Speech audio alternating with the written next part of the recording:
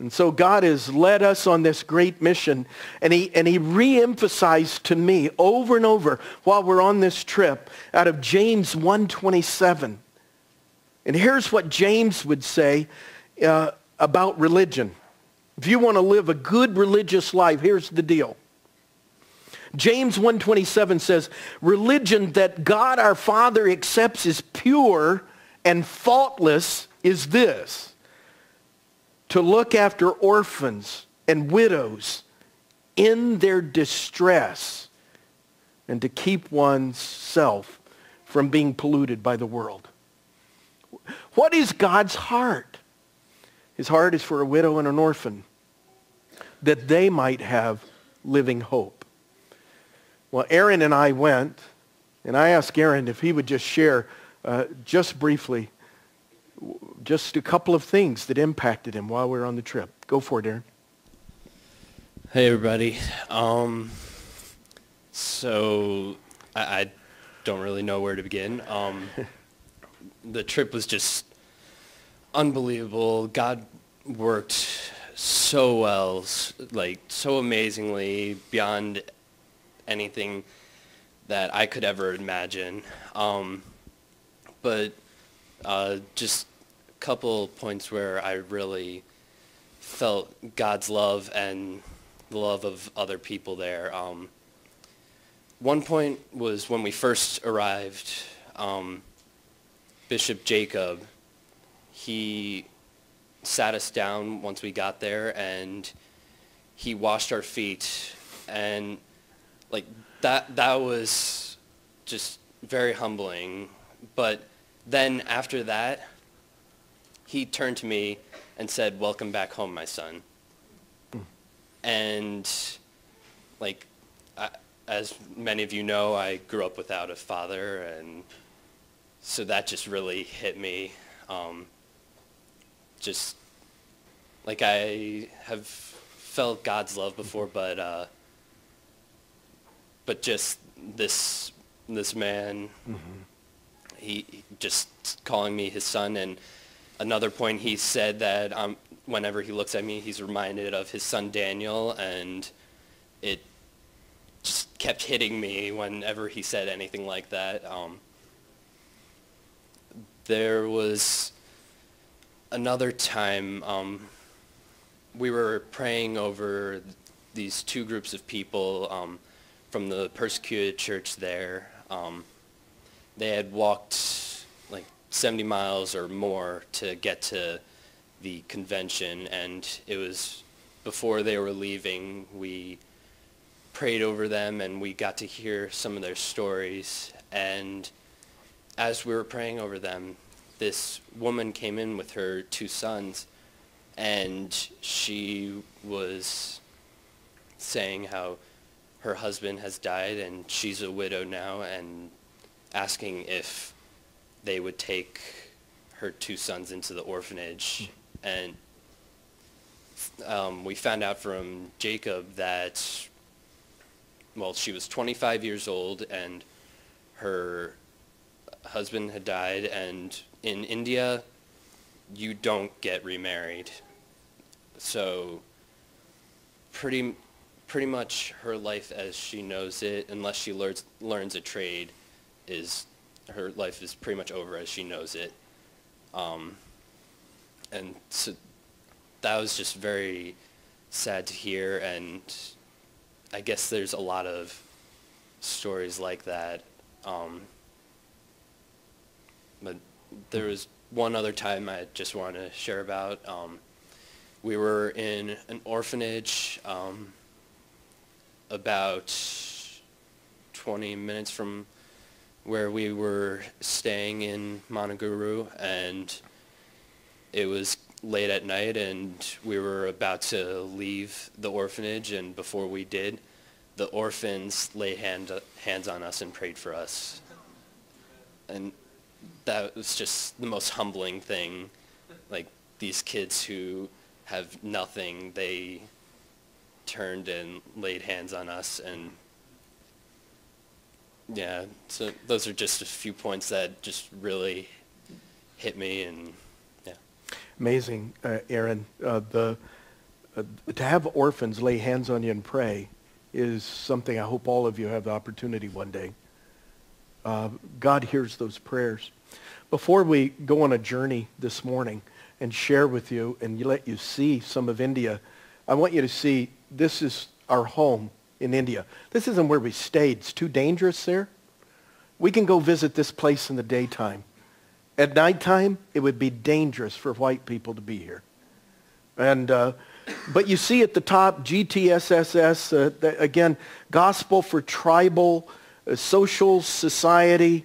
I get it all. What is it? Social Service Society. All these S's, start getting me crazy. But it's a children's home. And I just want to focus on this slide before we go on our journey, because there's 4 things I want you to see in it. First, that building. That's our orphanage. Now, not that building. That building was put up by a lady from Finland. She's dead now. She doesn't live, except in heaven.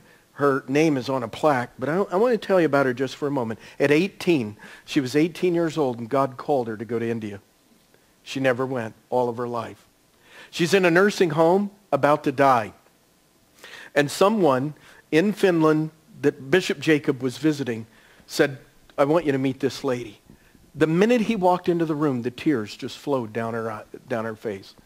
And he goes, I hope I haven't offended you. That's just how humble he is. And she says, no, you've just got to know. When I was 18, God called me to India. I never got to go. And I am so blessed by God that he brought India to me before I died. And so her funeral expenses, whatever they were going to be, I don't know how they dealt with her funeral, but she gave all the funeral money that was going to be for her own funeral to build this orphanage. So someone from Finland built the building. We get to build the children. This is God's work for us. And then I want you to notice this well here. You're going to hear more about it in a little bit.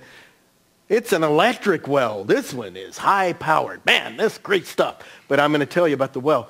I want you to know about this man with his gray hair, known as the bishop. Dear spiritual father to Jacob, and a man that we are supporting with love and prayer. Over here is a building, a church building that's falling apart, and they want to knock it down and put up a new building that would be able to house boys and girls separated in different buildings and orphans and still be able to worship there. Keep these 4 things in mind and come with us to India. Let's go to the first slide. No, not the video. I'd like video will come later. Now let's just start here. There's a desperate cry in India. This woman is at the convention, and she seems to picture the desperate cry of India that we saw. A spiritual, physical, and social oppression that exists. As Aaron said, a 25-year-old widow, not this woman, another one, a 25-year-old widow with tears streaming down her face begged Jacob to take her 2 children because she had no way to make a living and her children were going to live on the street. Yeah, look at that. I'm breaking loose right here. There we go. All right. You move on. So keep your dancing back in America.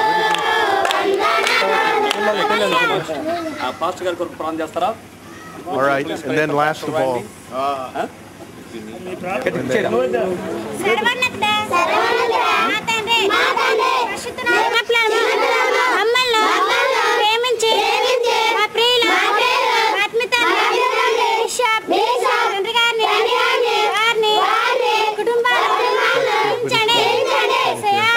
As they're praying there, they don't just lay their hands on you, they lean on you.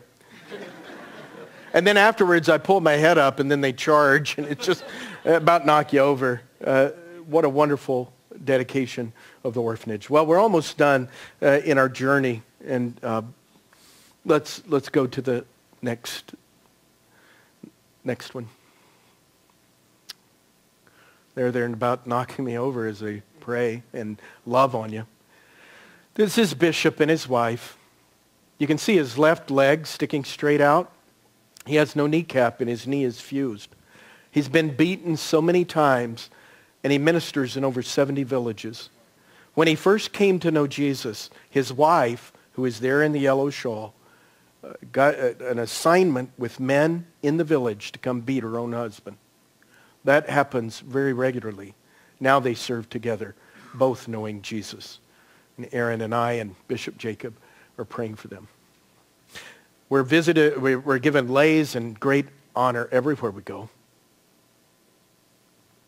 Another orphanage, please go. And Aaron praying over the kids. We always had opportunity to touch them and pray over them. And pray for the people. This was in a village church. And here's the village church, and the village missionary serving so faithfully. We're in an orphanage where children come out of the forest to live in this broken down orphanage. You'll see another picture. Jacob with his feet being washed at that orphanage and blessing. And here is the orphanage, believe it or not, in a village where people in that surrounding forest, demons, they believe, live in those forests, and the kids are coming here to live. And Aaron taking the best that they have to offer. They gave us juice boxes for our own refreshment. And then praying while they washed our feet.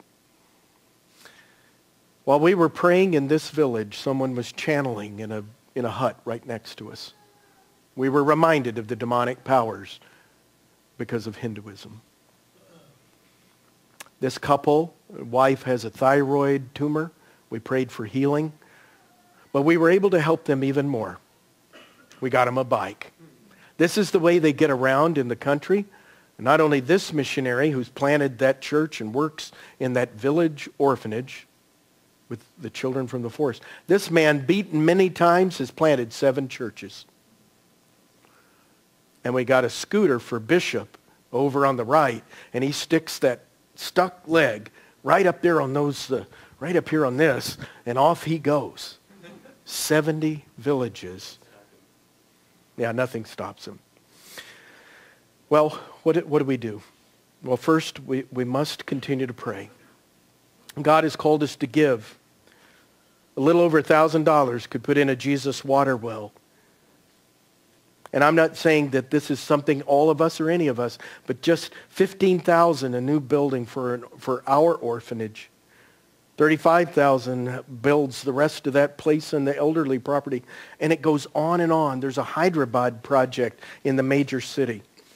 But I also want to challenge some of you that when we have an opportunity to plan a short-term mission, that you would go. I hope you've enjoyed your journey to India.